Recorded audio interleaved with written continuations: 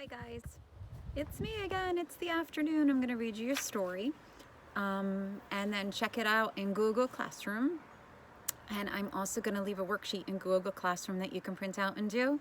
You could just save it in your folder for me, or you can take a picture and send it back, but you can fill it out. It's problem and solution, same thing. Remember yesterday we were talking about Millie and Aunt Yetta. Aunt Yetta was yelling at her at the end because she's trying to be a no fur. She's trying to figure out a way to get rid of her fur so that she can go out and be a no fur. So let's see what happens. So how is it done? Millie asked. Her face was alive with excitement. Is it shaving? Millie had actually tried that on her own, but the single old razor that she had found hadn't done much more than trim her fur very short, leaving her with an oddly patchy look after she was done. Shaving does not work, old Aunt Yetta said. Why? Why does it not work? Because the fur comes right back. Why? How fast? And when are we unfurred? Do we look like one of them? No, Aunt Yetta said. No, we do not. Millie didn't believe her. She made a careful study of herself in the single mirror in her family's home. With her head slicked back, she looked almost like a regular no-fur girl, like someone who would wear regular girl clothes and pass the regular girl world. But she knew when she'd pushed hard enough. She sat straight up, brushing the crumbs out of her face, and piled them neatly onto her napkin. Aunt Yetta said. She saw that she was disappointed. She said, let's stop discussing this. This is an uncomfortable subject. Open your gifty.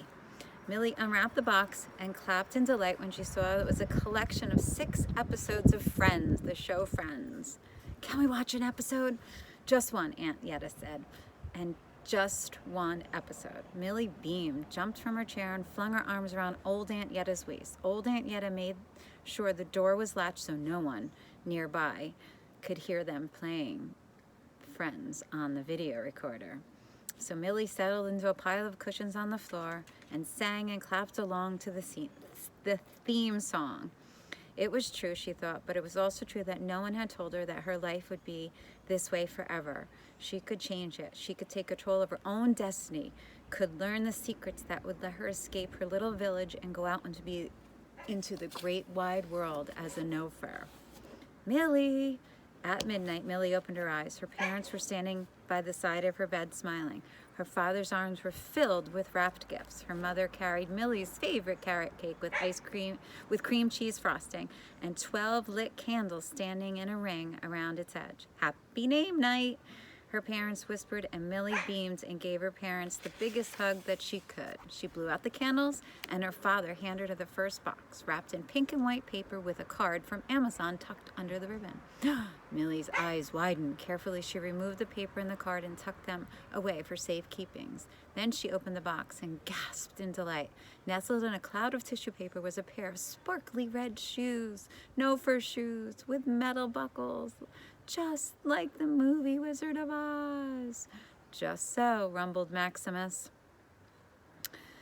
Millie had loved that movie and had begged for those shoes, so she was so unbelievably happy.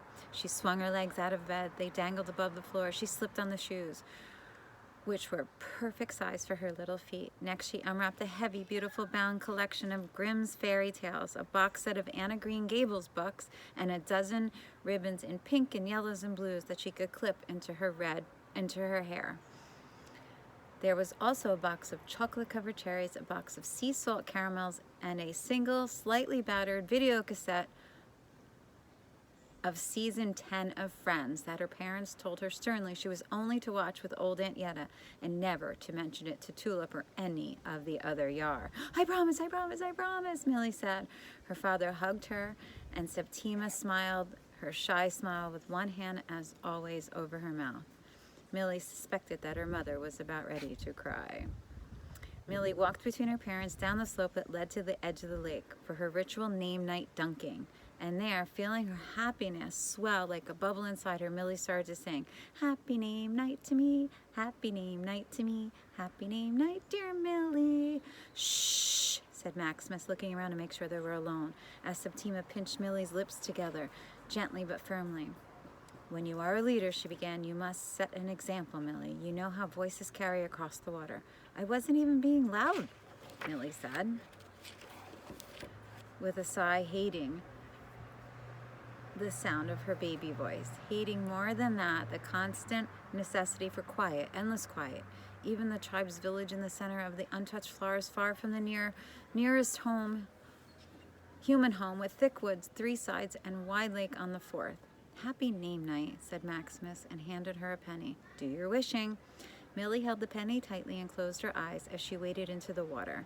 I wish I could climb into a boat and paddle myself away, she said. She let the penny sink to the bottom of the lake and climbed out of the water, shaking her fur briskly, then trotting to her parents, who'd been watching from the shore. Not many are like the water. Their muscular bodies and dense fur didn't make it very easy for them to float or swim. But Millie had always loved the lake. She loves to swim. Little dreamer, her mom said, bending down to give her a towel and kiss her on the head. And her father called her heart's delight, which made Millie's eyes prickle and her throat get a little tight. I will be good, she promised. I'll do what they tell me. I'll be who they want me to be. But early the next morning, Millie could hear the no-furs on the opposite side of the lake, splashing and shrieking, clapping and shouting to song. She scrambled up to the lookout tree and threw the binoculars and saw that they tied a rope to a tall tree of their own and were taking turns swinging out into the water before jumping in. Oh, it was so tempting. Millie was so upset. She climbed down the thing. Happy name day, said Jacobus. Did you have any cake left over? She handed him a wedge of carrot cake, then said, as she casually said, you are knowing where the canoe is, right? Before Jacobus could answer, Tulip walked over to join them. The fur around her eyes and ears was looking even darker. Why are you asking about canoes? Why are you asking why I'm asking? Millie said. Tulip looked smug. You want to go over where the no-furs are? I know you. Millie straightened to her full height, which was up to Jacobus's chest and Tulip's shoulder. What if I do? I'm supposed to be spying. I could gather valuable information canoeing on over there. Like what? The words of more of their songs? In for a penny. In for a pounding, Millie thought. That was what old Aunt Yetta said. It's important for the tribe to be knowing what the no-furs are up to. You could come with me, she suggested.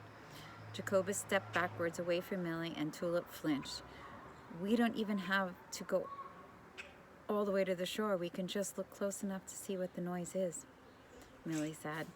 Jacobus shook his head with the brown whistling. Millie, you know we can't go anywhere near them. They won't see us. It'll be dark and we'll be in the boat on the water.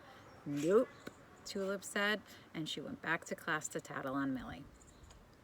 Jacobus continued walking backwards with the remnants of Millie's cake very in his small hands. I should tell your parents what you're saying. She grabbed his arm. No, Nugget, no. But you can't go. He crouched down and stared at her. You have to promise you won't. I won't, she grumbled.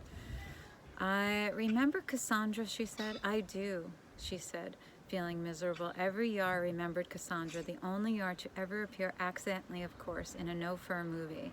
Cassandra, whose tribe lived in California, had been filmed by the no-furs after she wandered near their campsite. She was the reason modern-day no-furs had even a vague idea of what a Yar looked like and where they lived. As a result of Cassandra's mistake, her clan had to leave its encampment where they lived for 200 years, and Cassandra had been cast out of the tribe. Her feet set out on the road.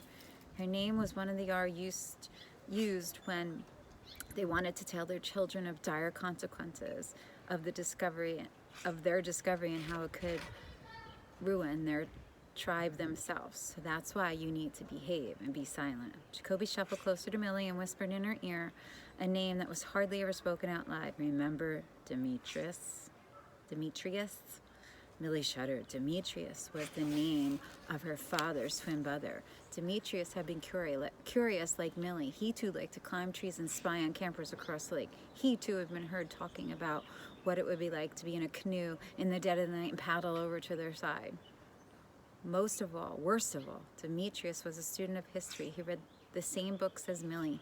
He knew that the Yar and the no-furs had once lived together side by side. He believed that no-furs just got to know the Yar. If they realized their differences just were more external than internal, it was just a matter of size and hair, then they would welcome them, and the Yar and the no-furs could live as friends once again.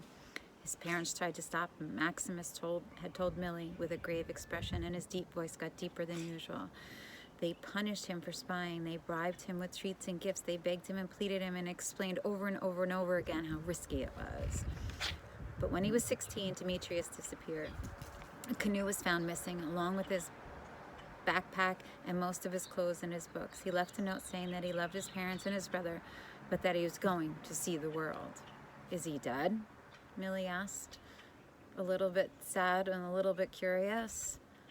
Maximus gave her a sober look. We will never know, he said, and that somehow seemed even worse than having an uncle who died.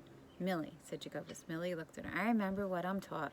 Her little hands had curled into fists, and she could feel silvery fur bristling, making her look like a porcupine. I know, I won't go. All through her lessons, and the day dragged on, Millie could hear splashes and shouts and laughter from across the lake. Even after the teacher Greenleaf looked at her sternly and pulled the curtains across the window, Millie could still hear them. It was all too much, and 2 days after her name night, she couldn't resist the temptation any longer. Uh-oh.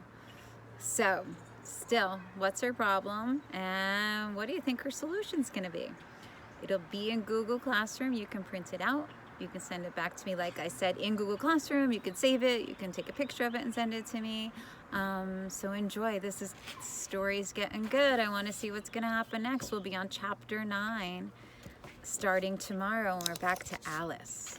So let's see what's happening with Alice. Have a great day, guys. Enjoy outside. It's nice today. Bye.